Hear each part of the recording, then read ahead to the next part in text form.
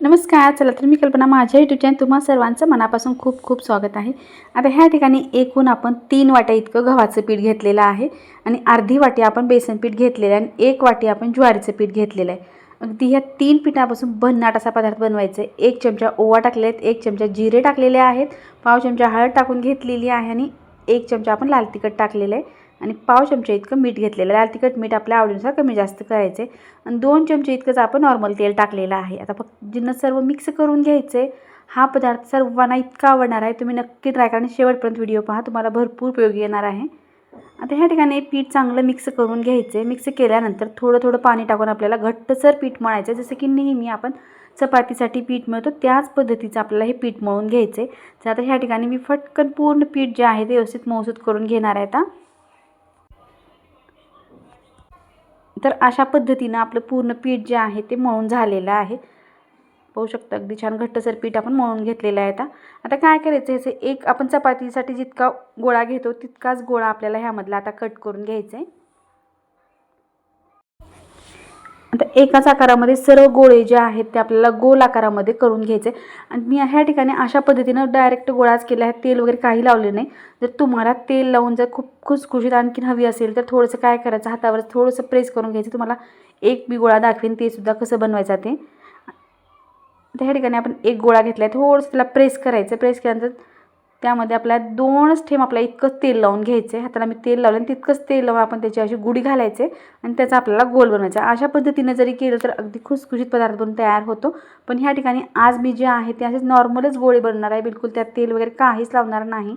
कमी वेळामध्ये झटपट आणि परफेक्ट रेसिपी तयार होते. तुम्ही नक्की ट्राय करून पहा, तुम्हाला सुद्धा विश्वास बसणार नाही, इतकी परफेक्ट बनून तयार होते. आता ह्या ठिकाणी गोळे तर सर्व मी ह्या ठिकाणी बनवून घेतलेलं आहे. चला नंतर पुढं काय करायचं ते आता आपल्याला ह्या ठिकाणी पाहून घ्यायचे. तर सर्व गोळे आपण आता साईडला ठेवूया. आता ह्या ठिकाणी आपण नेहमी काय करतो, एखादं पातेलं किंवा कढई घेऊन आपण त्यावरती स्टँड ठेवून आपण हे स्टीम करून घेतो.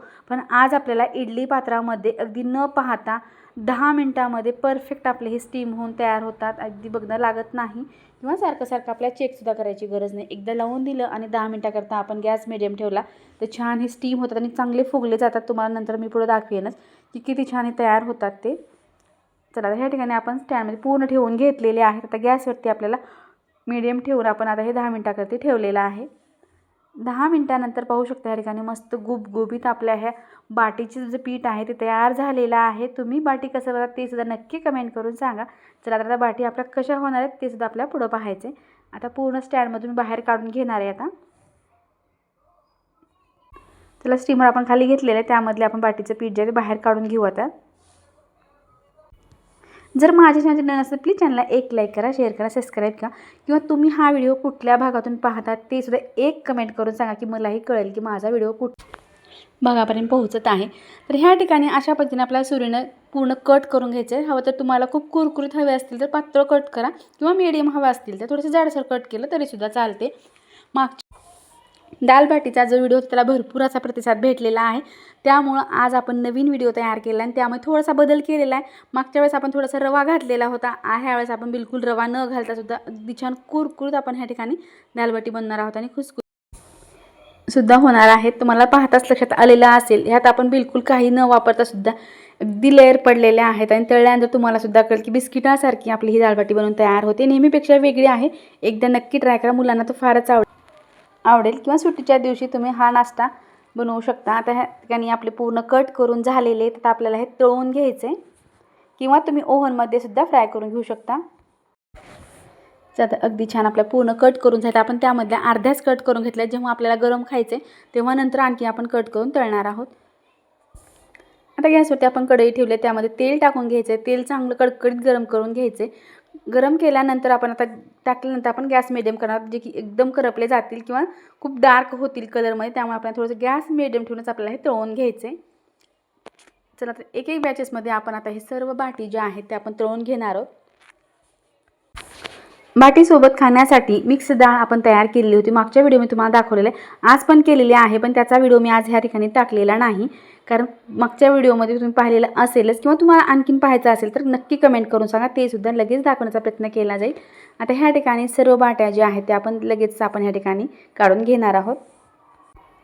चला झटपट आपल्या पूर्ण बाट्या ज्या आहेत त्या तळून होणार आहेत आणि खाण्यासाठी आपलं दालबाटीचं प्लेट जे आहे ते तयार होणार आहे. आता नेहमी तेच पोहा उपमा असे नाश्ते खाऊन मुलं जर बोर झाले असेल तर तुम्ही एक वेळेस हा नाश्ता नक्की ट्राय करा. बिलकुल ह्या नाश्त्याला तेल राहत नाही. तेलकट जरी वाटत असलं तर बिलकुल तेल राहत नाही. खूप कमी तेलामध्ये हे तळले जातात. बिलकुल तेल नसतं कारण आपण ह्या ठिकाणी सोडा वगैरे काही वापरलेलं नाही. अगदी पौष्टिक असे आपल्या हे दालबाटी आहेत. तुम्ही नक्की ट्राय करा.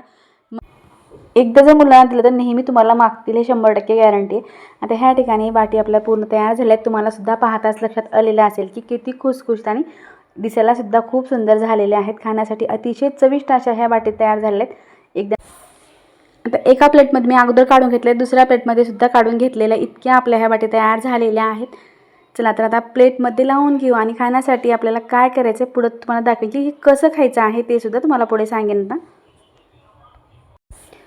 तर ह्या ठिकाणी जी मसाला डाळ आपण तयार केलेली आहे ती आता आपल्याला एका बाउलमध्ये काढून घ्यायचं आहे. खाण्यासाठी आपलं मसाला डाळ पण तयार आहे आणि ह्या ठिकाणी आपली बाटीसुद्धा तयार झालेली आहे. चला गरमागरम आपल्याला आणि दाल बाटीसोबत खाण्यासाठी आपल्याला थोडंसं तुपाची सुद्धा गरज लागणार आहे. तर ह्यावरतून आपण 1 चमचा आता तूप टाकून घेणार आहोत.